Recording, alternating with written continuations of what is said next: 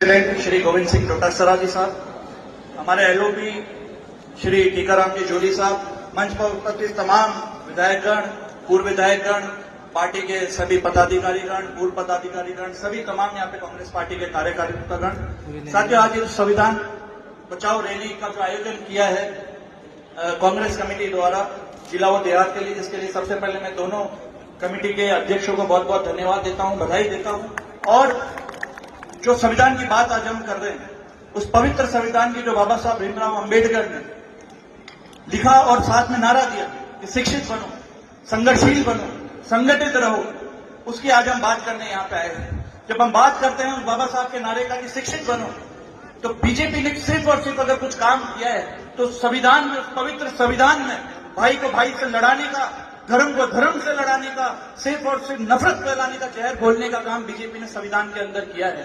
और जब बाबा साहब का नारा है शिक्षित बनो, उसके अंदर भी आज ये हालत हो गई है कि भाई को भाई से लड़ाया जा रहा है, उसमें भी हिंदू मुस्लिम किया जा रहा है। आज हमारे को जरूरत है कि देश शिक्षा में प्रोग्रेस करे, शिक्षा में आगे बढ़े। आज हम देखें कि जमीन के अंदर कितना नीचे तेल है, खनिज है, पत्थर है, विज्ञान के प्रति आगे बढ़े। आज वहां पे देश की सोच इस नफरत के प्रति ये हो गई है कि आज मंदिर के नीचे मस्जिद खोदा जा रहा है, मस्जिद के नीचे मंदिर ढूंढा जा रहा है। ये स्थिति आज देश की हो चुकी है। मैं ज्यादा बड़ी बात न करते हुए सिर्फ इतनी सी बात कहूंगा कि बहुत खूबसूरत लोकतंत्र भी, जिसकी वजह से आज मैं यहाँ पे बोल पा रहा हूँ, नेतागण तमाम यहाँ पर उपस्थित हैं, हम सभा कर पा रहे हैं, ये सिर्फ और सिर्फ उस संविधान की देन है, उस लोकतंत्र की देन है जो उस पवित्र संविधान की वजह से हमारे को मिला है। और उसको भी खत्म करने का काम इन बीजेपी पार्टी ने किया है। मेरे को कहने में कोई संकोच नहीं है। यहाँ पे एलओपी उपस्थित है, हमारे पार्टी प्रेसिडेंट उपस्थित है। मैं आपको बताना चाहता हूं कि बहुत दूर की बात न करते हुए आप आकलन इस जिले से ही लगा लीजिए। प्रधान साहब नईमुद्दीन गुड्डू को इस सभा दिन सस्पेंड किया गया। न केवल प्रधान जी, मेरी खुद की विधानसभा में नसीर बानो पंचायत रजोपा से उनको हटाया गया। उसके बाद मोइजुद्दीन गुड्डू जी को हटाया गया।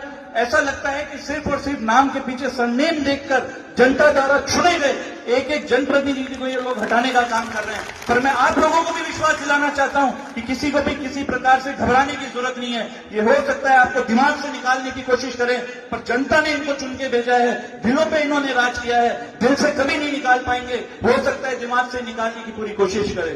मैं बहुत ज्यादा बड़ी बात न करते हुए सिर्फ और सिर्फ यही बात यहाँ पे कहना चाहूंगा कि जो बाबा साहब ने जो नारा दिया है, संघर्षशील बनो, मेरे को खुशी है इस बात की कि हमारे आदरणीय नेता, जिनके नेतृत्व में पार्टी चल रही, जिनके नेतृत्व में आज हम यहाँ पे खड़े होकर बोल रहे हैं, आदरणीय श्री राहुल गांधी जी, उनके नेतृत्व में उन्होंने मजबूती से सदन के अंदर सामाजिक न्याय की बात करी, जाति जनगणना की लड़ाई लड़ी।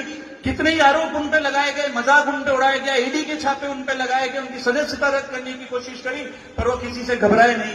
इसलिए मैं एक एक पार्टी के कार्यकर्ताओं से भी कहना चाहता हूं कि किसी प्रकार की घबराने की कोई जरूरत नहीं है। और जनगणना अभी तक इनसे हुई नहीं, 2021 में होनी थी, परिसीमन इनसे हो नहीं पा रहा, चुनाव इनसे हो नहीं पा रहा। ये सवाल आज आपको और हमको पूछने की जरूरत है कि जब जनगणना क्यों नहीं हो पा रही, जब महाकुंभ में 140 करोड़ की जनता में जब 60 करोड़ की गिनती इन्होंने बता दी, तो क्या ये संभव नहीं है कि ये जनगणना करा सके? इनकी विचार ही नहीं है, इनका विचार नहीं है, ये करवाना ही नहीं चाहते। पर यह सवाल आपको और हमारे को आज मोदी जी से पूछने की जरूरत है, क्योंकि अगर आप उम्मीद करो, कल्पना करो कि मीडिया के साथ ही जाके मोदी जी से पूछे, तो वो नहीं पूछ पाएंगे।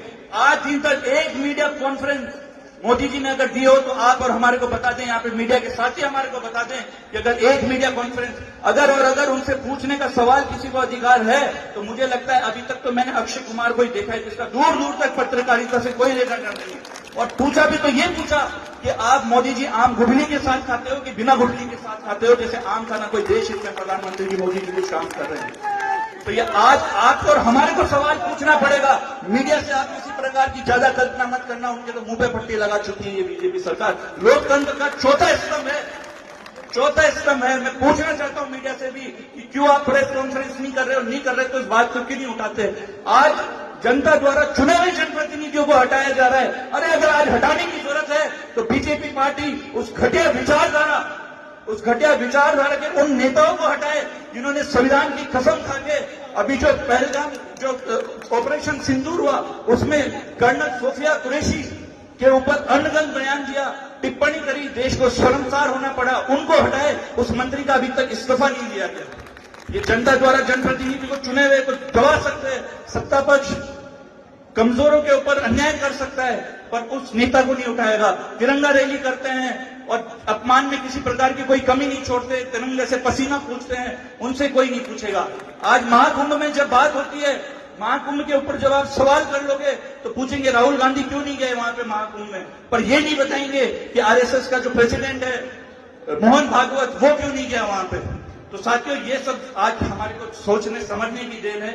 मैं एक बार पुनः यही अपनी बात कहकर खत्म करूंगा कि हमारे नेता आदरणीय राहुल गांधी जी, जिनके नेतृत्व में आज ये संविधान बचाओ रैली यहाँ पे निकाली जा रही है, उनसे आपको और हमारे को एक साहस, बाबा साहब भीमराव अंबेडकर का ये भी नारा है कि संघर्ष करो, उस संघर्ष करो का बाबा साहब भीमराव का नारा देते हुए आदरणीय राहुल गांधी जी आगे बढ़ रहे हैं, न डर रहे हैं, उनको रोकने की कोशिश की जा रही है, नहीं रुक रहे। और मैं उनके लिए सिर्फ इतना सा कहना चाहूंगा, हमारे नेता राहुल गांधी जी के लिए, कि खून हो ऐसा जिसमें उबाल होना चाहिए, खून हो ऐसा जिसके अंदर उबाल होना चाहिए, जीत के लिए इरादे होने चाहिए, आएगा आसमान में उतर कर जमीन पर, इरादों में वो गूंज होनी चाहिए, इरादों में वो गूंज होनी चाहिए। आखिरी में मैं यही कहना चाहूंगा कि बाबा साहब ने जो कहा है कि संगठित रहो, आपको और हमारे को संगठित रहने की जरूरत है। और यही कारण है कि जो बीजेपी ने जो आज इतना अत्याचार कर रही है, ये तो तब जब 400 पार नहीं हो पाए, और जब 400 पार हो जाते, आप और हम संगठित नहीं रहते, जागरूक नहीं हो पाते, तो आप उसकी कल्पना भी नहीं कर सकते कि संविधान की क्या हालत कर देते।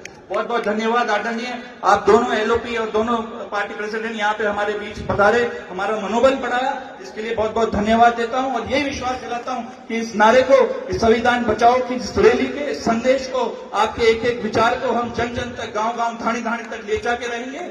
आपने मेरे को सुना, सबसे कम उम्र का विधायक हूँ, आपने मान सम्मान दिया, सुना और मेरे को विचार रखने का मौका दिया, जिसके लिए आप सभी का बहुत बहुत धन्यवाद करता हूँ। जय हिंद, जय भीम, जय संविधान, जय जोहार, जय भीम, जय भूले। बहुत बहुत धन्यवाद।